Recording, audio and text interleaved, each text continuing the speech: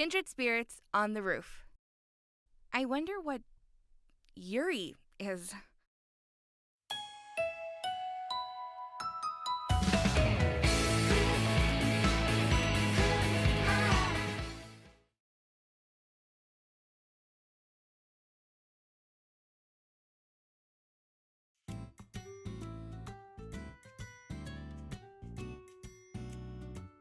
Another beautiful day. After the end of the holidays, the air up on the roof had really started to feel like summer. The sun was high in the sky, almost annoying in how vigorously it shined. I was already finding my vest stuffy, even though we'd only just changed into our spring uniforms. But we were above the town, and I was on the roof. Up here, the breeze was cool and comfortable. I finished off the soup in my little thermos and sighed, relieved that I'd been correct to pack a warm meal for lunch. My hands habitually moved to clean up the rest of my food. I closed the lid of my small, two-tiered lunchbox and wrapped it up in the scarf on my lap. Gathering the bundle, I set my items down on the bench next to me. Then I stood.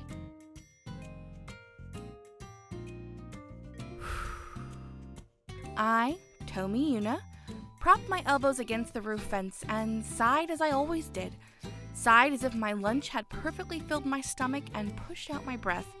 I was careful not to lean too far. The students who come up to the roof are asked not to rest against the fence, but the barrier, only a meter high, tempts you to relax on it and look out over the scenery. The bottom half of my view was a townscape, the top half a shining blue sky. At my eye level were the mountains surrounding the area, silhouettes on the horizon. I could clearly see the summits of the mountains, their peaks sharp against the cloudless sky. The weather really was nice. I could hear the voices of the other students on the roof from behind me, though their words were lost amid the sounds of lunch. If they were speaking, it meant they must have come up here with someone. The roof seemed more popular than usual today. The first years who had started school a month ago were probably getting used to things by now. They'd probably noticed that the roof is the perfect place to eat on days with nice weather like today. I had thought that the population up here would rise quickly, but that hadn't proved true. Maybe because we'd been on break. They were probably in their classrooms with their friends, discussing all they'd done over the holidays. Strangely, it seems to be mostly single people or groups of two who come up to the roof. There aren't many groups with 3 or more. Maybe with larger groups, it's just more likely that one person won't want to eat up here. Maybe it's too much trouble to climb all the way up when you have too many with you. As for the groups of 2, well, I get that. It sort of feels like a picnic when you eat up here on the roof. I imagine it starts when one of them asks, and the other thinks it sounds fun and goes along. The people who came to the roof alone may have friends who just happen to be absent today. Either that, or they don't like eating alone in their classroom. Like me. Anxious in the classroom, too many people there. Friends, classmates, people who would talk to you, and all of the prying eyes. There's just too much going on there. That's why I come to the roof during lunch. I come to a place with as few people as possible, and after eating, I look out at the scenery. I wonder if the burdock root was a little too salty, I muttered quietly to myself. I thought Hina would enjoy it after her morning practice, at least. She'll probably work up a sweat again today. I didn't put that much burdock in it, so I doubt she minded. Well, it's not like she really leaves much anyway. The weather really is nice today. The sunlight's really pouring down. It was a good idea to wear sunscreen today. I should make sure Hina protects her skin too. She never really gives that sort of thing any thought. Oh, maybe that's why there aren't that many people up here today. Whatever trifling thoughts passed through my mind, huh? I thought about all sorts of things as I stared out absent-mindedly at the view. But, no. Things were just coming to mind, really, and it always ends with this line from an old classic. The phrase always pops into my head, and as a habit, I always bring my attention back from the scenery when it does. I feel like an old lady. Though Sono-sensei, the literature teacher, would probably object to that idea. This time, I leaned with my back against the fence. This was also forbidden by the teachers, but no one paid that rule any mind. If they're really that afraid of accidents, they should build a taller fence. But their warnings probably aren't without reason, and I didn't need to deliberately ignore them. I picked myself up off the fence and sat back down on the bench I'd been using earlier. My hands found their way to my pockets. One of my fingertips ran across a small package, reminding me to take it out. It was something Ano had given me as I'd left the classroom. She laughed, calling it a highly recommended new product. I looked it over and found on the packaging brown sugar lotus root lozenge. Well, she did say it was tasty. The fact that there was more to it than taste is just like Ano, I suppose. I would understand if it was supposed to be flavored with the fragrance of lotus, but why put lotus root in it? And a lozenge? I haven't heard anything about lotus root being good for the throat. Well, it's probably sweet at least. I took it out of the wrapping to find it was an inky black. Rolling it around in my hand for a moment, I tossed it into my mouth. You fool! What drives you to such lengths? Huh? I almost swallowed the thing. I was so surprised by the voices suddenly at my ear. What were you thinking? Taking poison on such a nice sunny day? You mustn't hurry to your death. Surely you have many things to look forward to. What? What? I heard voices from behind me. Who were they? I could hear two of them. When did they get back there? Something awful must have happened to you. But you can't just toss aside your life like that. What sort of awful thing happened to you, I wonder, to make you swallow such a dark black poison? No, seriously, what? Poison? What I just swallowed? No, wait a second. Poison! It must be a terrible way to go. Feeling sick, but unable to cough up the toxin. If you have troubles, I'd gladly listen to them. And if that eases your burden at all, please, rethink this. Then your body starts to numb, and you fall to the floor. And everything goes dark before your eyes. What are you worried about? Is it love? It must be. You've fallen in love with some girl, haven't you? It must be so painful not knowing what to do. No, this is just canned, I said, turning around. D. I lost my words.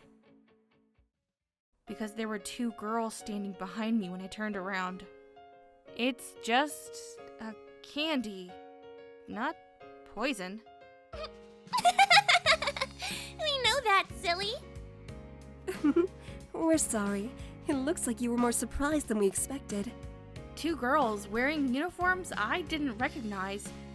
No, one looked more like a woman than a girl. Oh, we were just teasing you. I mean, that black candy looked just like poison, don't you think? It really was pitch black. Is that sort of thing popular lately? I seem to see it a lot nowadays. What flavor is it? Huh? It's sweet, but it's got brown sugar in it, so it's sort of a light flavor. The lotus root isn't very bitter.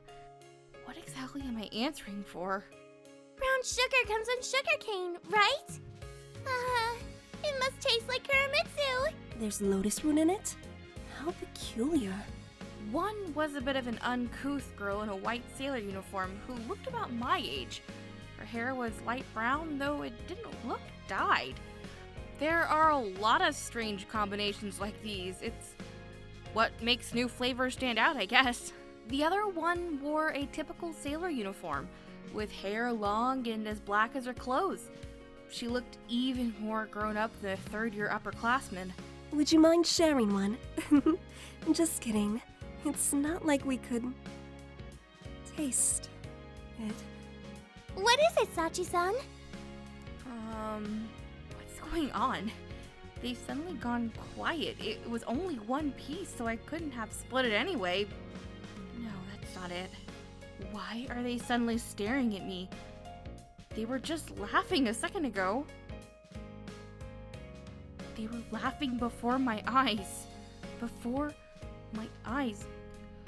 Right before my eyes. You... Huh? Yes? Before my eyes was... can see us? Yes?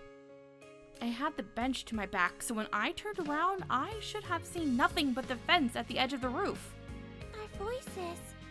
You can hear our voices! Yeah?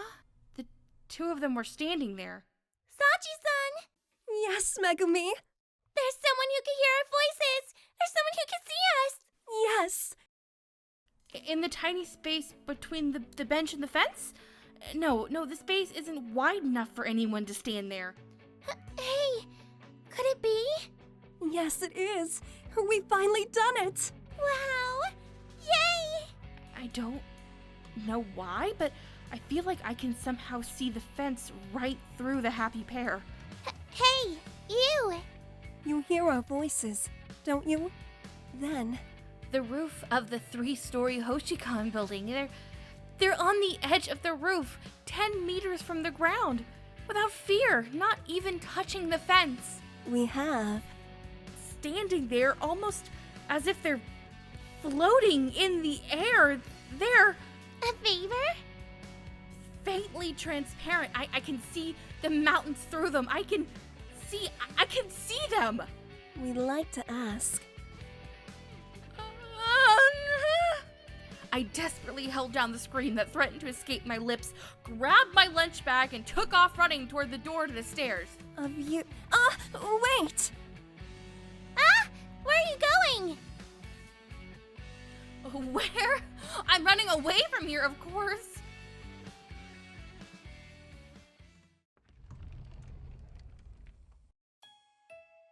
Oh, Yuna! Welcome back! Ano Fuji called out to me as I entered the classroom and headed back to my seat. She's a friend I made after starting school here, and not counting Hina, one of the few I can be myself with. Ano always greets me when I return to class. She's friendly, but not so friendly that she pesters me about eating alone. She has some bad habits, but I find them a little endearing, actually. You took your time today, huh? Were you napping? Yeah, I might have. Yeah, that's right. I must have dozed off and had a weird dream. Whoa, Yuna! You're like sweating buckets. Were you rushing to get back? There's still a bit of time, you know. Wait, what's wrong? You're white as a sheet, Yuna. Uh-huh. White as a sheet? Am I? Noticeably? Did something happen up on the roof? Huh? Oh no. Should I do? Should I tell her I had a weird dream? I dozed off and dreamed that I met some ghosts. She might be creeped out if I said that. I might prefer it if both of us could be creeped out together, though. No, Ano might just laugh it off. She's carefree like that. I just had a bit of a weird... But before I could say dream, the bell signaling the beginning of afternoon classes rang. The bell? Already? When did that happen? No, it's nothing. Hurry back to your seat, Ano. Okay, Yuna. Go to the nurse's office if you start feeling bad, okay? I'm fine. With an unconvincing chuckle, I waved Ano off and she sat back at her seat.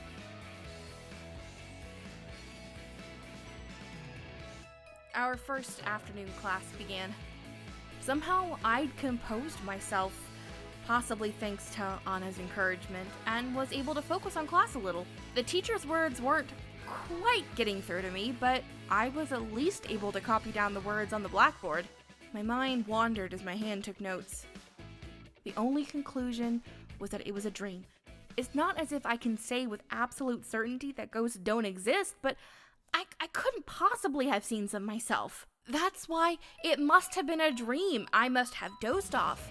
I was just confused when I woke up and took off running. I'm glad I didn't tell Ano.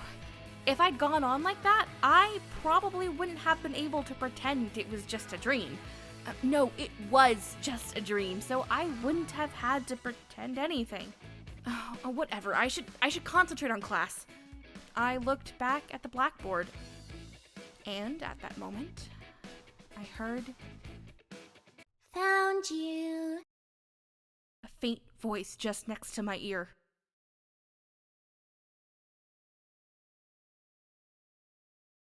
Red letters had appeared on the blackboard. Ah! The teacher hadn't written them. I mean, they weren't her neat handwriting. They were round, girlish letters, not in chalk white, but a vibrant red, dripping from the edges like wet paint. I heard a clattering sound in my head. Oh, it's my teeth, and while the noise shook me,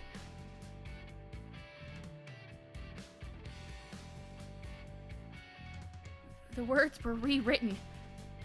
With no eraser in sight, they faded gradually, and new words rose to take their place.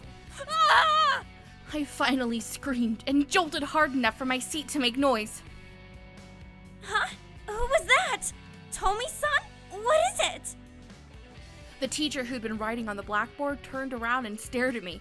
I was already halfway out of my seat. Did I get something wrong? Sensei, that... What is it? The teacher turned back to the blackboard. She tilted her head as she looked at the area I was pointing at. She was looking, wasn't she? Couldn't she? Hadn't anyone else noticed? Nothing's wrong, is it? The teacher, everyone around me, no one had noticed. Even though the words loomed on the blackboard, bright red words as if they'd been written in blood. That was when I realized I was the only one who could see them. Do you have a question about something? I desperately turned the cogs in my mind. I had no idea what to do anymore. On the other hand, the fact that only I could see the words was just a tiny bit comforting. It meant that I was the only one who was crazy here. I'm sorry. A bug or something flew by in front of my face. It just scared me. Huh? Oh, is that what happened? I understand that you were surprised, but please try to keep your voice down, alright? Yes, I'm sorry. I sunk back into my chair as the room filled with quiet giggles. Normally, my face would be turning crimson with embarrassment, but I was too preoccupied to care. Hey, Yuna?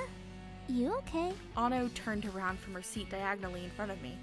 She hadn't laughed at my sudden outburst. Instead, her face and voice contained genuine concern. Yeah. What a stupid thing to do.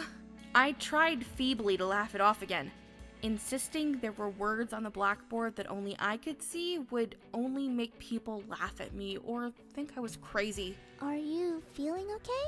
Wanna go to the nurse's office? I'll come with. I'm fine. I was just a little surprised. If you say so. Really, I'm fine. Thank you. I was a little relieved when Ano turned back around. I looked back to the blackboard as well, hoping that what I'd seen had just been a hallucination. But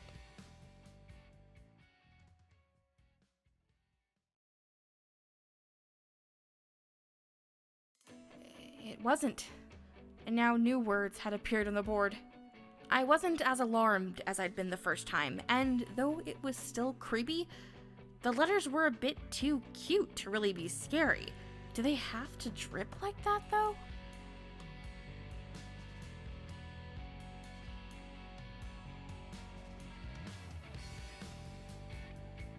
What exactly are they planning to do?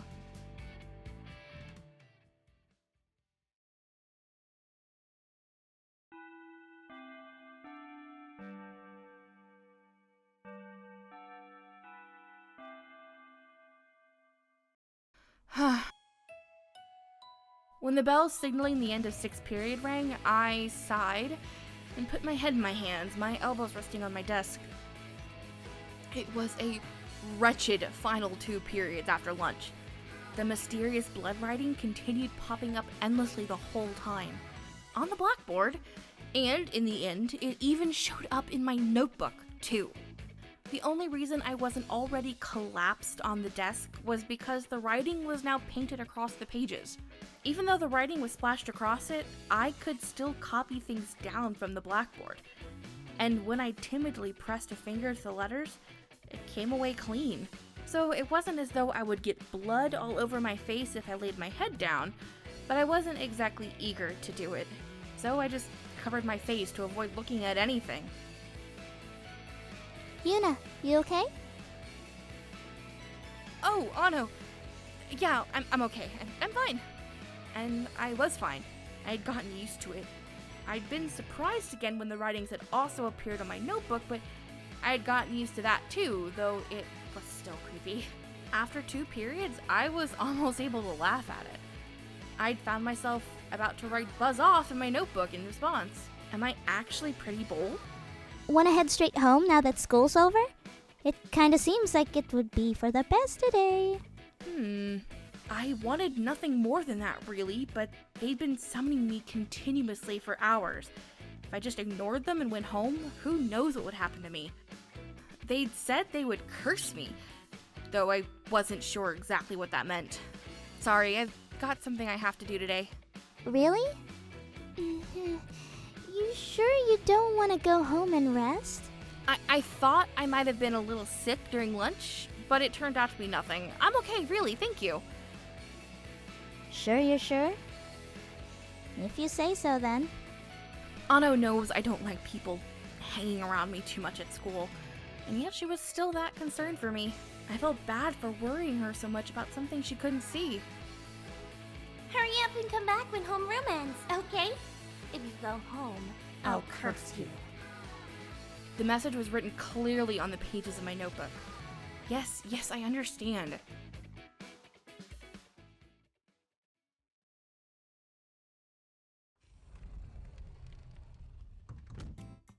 After homeroom, I picked up my bag and left the classroom. Of course, my destination is the roof. I got it. Really, I get it already. I understand. What I had seen during lunch wasn't a dream, and it wasn't a hallucination. It was reality. The voices I'd heard when I'd eaten that candy, the 2 I'd seen when I turned around, that had been real. In other words,